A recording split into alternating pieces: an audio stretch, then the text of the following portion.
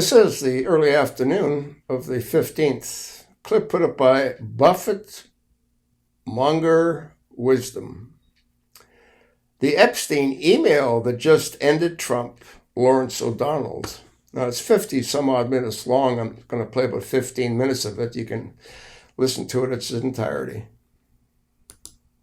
There are moments in history when a single sentence destroys years of carefully constructed denials, when 5 words on a screen obliterate an entire narrative, when the wall of lies that took decades to build comes crashing down because someone, somewhere, wrote down the truth. This is one of those moments. Of course, he knew about the girls. 5 words. That's all it took. 5 words. In a newly released email from the Jeffrey Epstein document cache. 5 words that refer directly to Donald Trump. 5 words that a federal court just made public. And 5 words that may have just ended a presidency before it could begin again. Let's be clear about what we're looking at here. This isn't speculation. This isn't rumor. This isn't political opposition research dressed up as news. This is a documented communication preserved in digital amber, released as part of an ongoing legal proceeding. The email exists. The words are there. And the context makes the meaning unmistakable. We are now looking at direct documentary evidence that contradicts years of denials from Donald Trump about the nature and extent of his relationship with Jeffrey Epstein, and more importantly, about what he knew. You have to understand the architecture of Trump's defense on this issue. For years, the strategy has been consistent: minimize, distance, deflect. Yes, he knew Epstein. Yes, they were social acquaintances in the same elite circles of Palm Beach and Manhattan, but the friendship ended years ago. Trump banned him from Mar-a-Lago. Trump had nothing to do with Epstein's crimes. Trump didn't know about the girls. That last part has been the firewall, the absolute line of defense. I didn't know. I had no idea what he was doing. If I had known, I would have done something. That's been the story.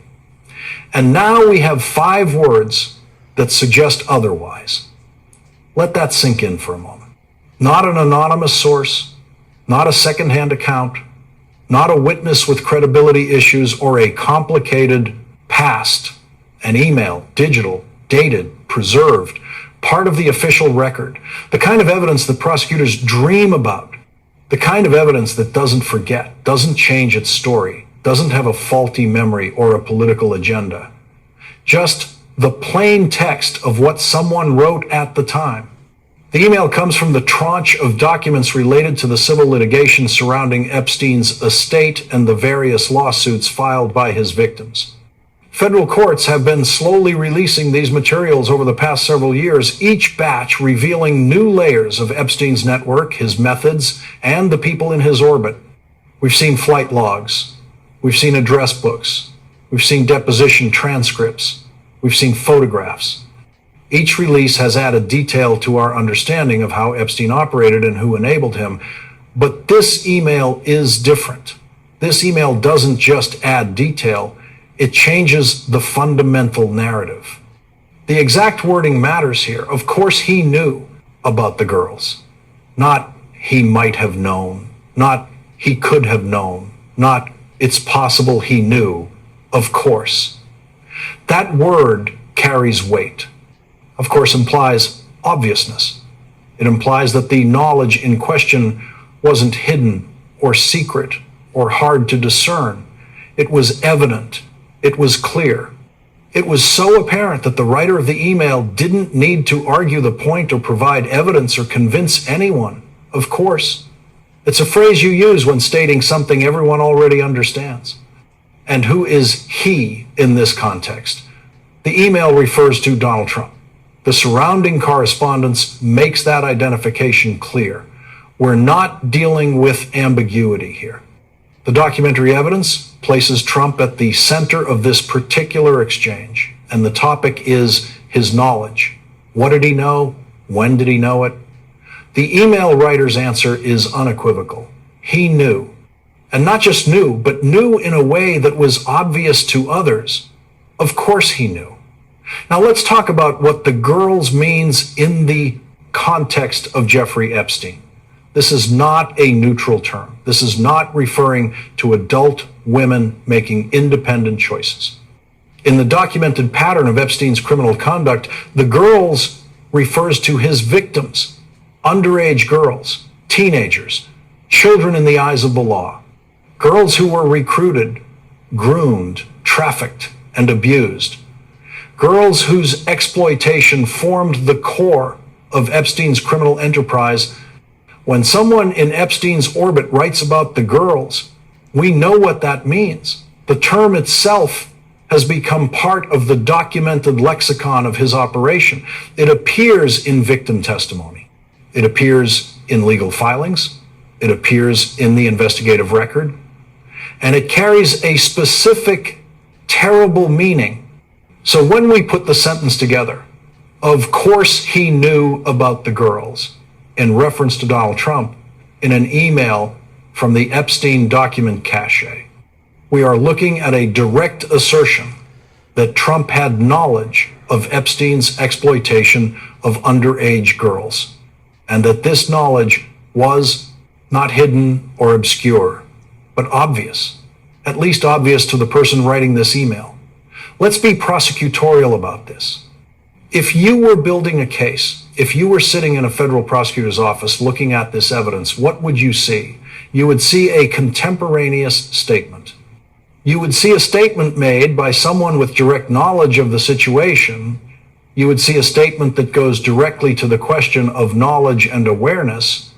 You would see evidence that contradicts the defendant's public statements, and you would see a motive to lie. Trump has repeatedly, publicly, and emphatically denied knowledge of Epstein's crimes. He's done so in interviews. He's done so through spokespeople. He's done so on social media. Each denial is a statement. Each statement is on the record. And now we have documentary evidence suggesting those statements were false. You have to understand what this does to the entire narrative structure Trump has built around the Epstein relationship. The story Trump has told goes like this. Yes, I knew him. He was a fixture of Palm Beach society. Everyone knew him. He was at parties. We were photographed together at events. But this was superficial social contact in elite circles. When I learned what he was really like, I banned him from Mar-a-Lago. I cut ties. I had nothing to do with his criminal activity. I didn't know. That story requires us to believe that Trump was uniquely unaware of something that, according to this email, was obvious. That while others in Epstein's circle apparently knew, Trump somehow didn't. But the man who prides himself on his instincts, his ability to read people, his street smarts, was completely fooled by Jeffrey Epstein. That defense was always implausible, but it was at least theoretically possible. People can miss things. People can be deceived. People can have blind spots. But of course he knew destroys that defense.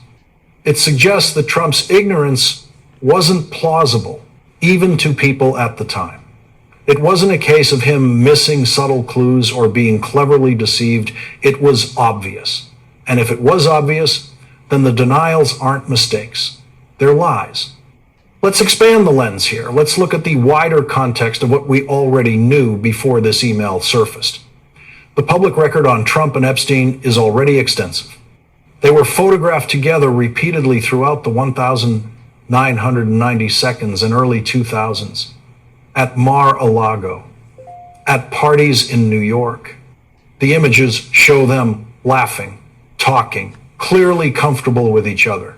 Trump himself gave an interview to New York Magazine in 2002 where he called Epstein a terrific guy and noted that Epstein likes beautiful women on the younger side.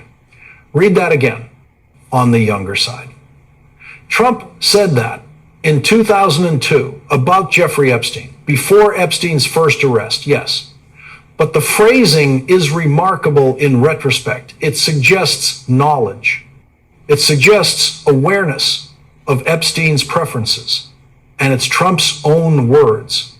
We also have the flight logs, documents showing Trump flew on Epstein's private jet at least once from Palm Beach to Newark in 1997. Epstein's infamous plane, later dubbed the Lolita Express by the media because of its association with his trafficking operation. Trump has downplayed this, saying it was a single flight, a favor between acquaintances, nothing more. But it establishes direct contact. It establishes that Trump was comfortable enough with Epstein to accept private transportation. It establishes a relationship beyond just seeing each other at public events. We have the testimony from Epstein's brother, Mark, who told investigators that Epstein and Trump were close friends in the early 2000s. We have the testimony from a former Trump associate who described the two of them attending private parties with young women. We have the deposition testimony from one of Epstein's victims who alleged that she was recruited from Mar-a-Lago when she was working there as a changing room attendant. She was 16 years old. The recruitment allegedly happened at Trump's club, on Trump's property, where Trump was the owner and the ultimate authority. Now, to be absolutely clear, there has been no credible evidence presented that Trump participated in Epstein's abuse of minors. That is a crucial distinction.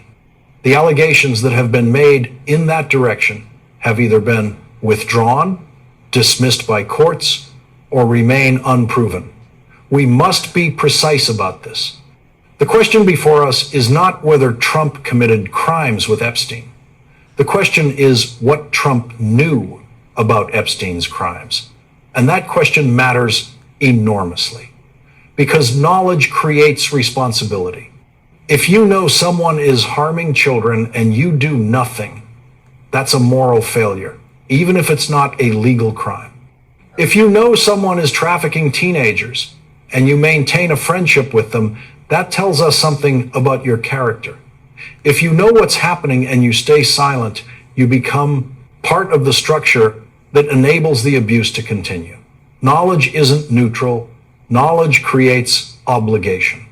And this is where the email becomes devastating. Of course he knew about the girls. It's not just that Trump knew, according to this correspondent. It's that his knowledge was obvious, apparent, clear, which means the decision to remain friends with Epstein, the decision to socialize with him, the decision to allow him access to Mar-a-Lago, all of those decisions were made with knowledge, not in ignorance, not by accident, with knowledge. Let's talk about Mar-a-Lago for a moment. This is important. Mar-a-Lago is Trump's crown jewel. His estate in Palm Beach that he converted into a private club, it's been described as his winter White House. It's where he conducts business, hosts foreign leaders, spends his weekends. It's his domain. He controls who is admitted. He sets the rules. He decides who gets membership and who gets banned. Trump has said publicly that he banned Epstein from Mar-a-Lago. He's used this as evidence of his moral judgment, proof that once he understood what Epstein was about, he took action. But the timeline here gets interesting. When exactly did this ban happen? Trump has never provided a specific date. Different accounts place it anywhere from the early 2000s to 2007, around the time of Epstein's first arrest in Florida. That's a pretty wide range. And it matters because if the ban happened after Epstein's criminal conduct became public, after his arrest, after the police investigation, then it's not evidence of Trump's moral insight. It's evidence of Trump protecting his brand. It's damage control, not courage. And if, as this email suggests, Trump knew about the girls before any ban, then the entire narrative changes.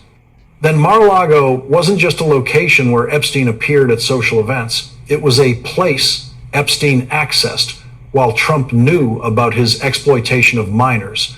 The former changing room attendant who says she was recruited from Mar-a-Lago. If Trump knew what Epstein was doing, then his club wasn't just the location of a recruitment. It was a hunting ground provided by someone who knew exactly what the hunt was for. Let that sink in. The moral weight of that. The responsibility. Now let's consider the political dimension of this. Donald Trump is not just a private citizen. He's a former president. And as of this moment, he's the leading candidate for the Republican nomination for president in 2024. He's running again. He's holding rallies. He's giving speeches. He's raising money. He's attacking his opponents. He's presenting himself to the American people as their potential leader for the next 4 years. And now, in the middle of this campaign, we have documentary evidence that directly contradicts his statements about what is perhaps the most toxic association a politician could have.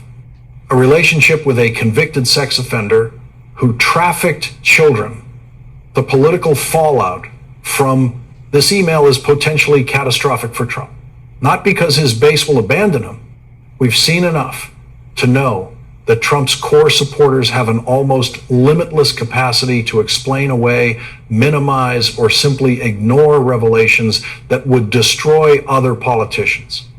They've stayed with him through 2 impeachments, through January 6th, through multiple indictments, through the Access Hollywood tape, through everything. The email about Epstein, as damning as it is, probably won't change their minds. But elections aren't won with your base alone. You need persuadable voters. You need independents. You need people who aren't committed partisans, who vote based on their assessment of the candidates and the issues. And for those voters, the Epstein connection is poison. That'll be the end of what I'm going to show you. It's played 16 minutes out of a 52-minute clip.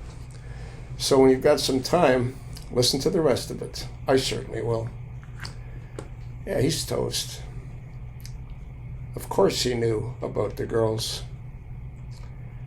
I'll attach the link. Pass it along, and thanks for listening.